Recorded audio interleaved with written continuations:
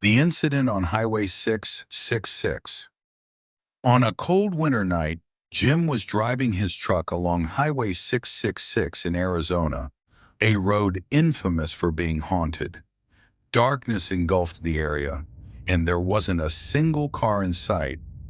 Suddenly, the radio began emitting static noise, then went completely silent.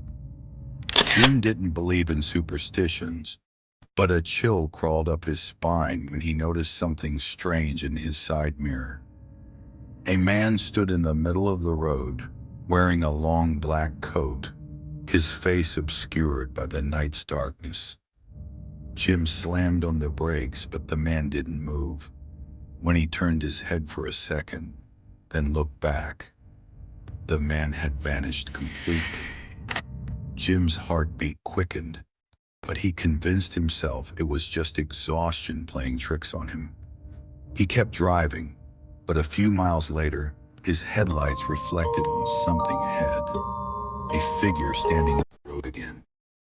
It was the same man, but this time he was closer. His features became clearer, a distorted face, eyes black as bottomless pits. Jim pressed the gas pedal, but the truck wouldn't move, as if some invisible force was holding it back. The headlights flickered, the mirrors shook violently, and eerie whispers came from the radio. Words he couldn't understand, but they filled him with dread.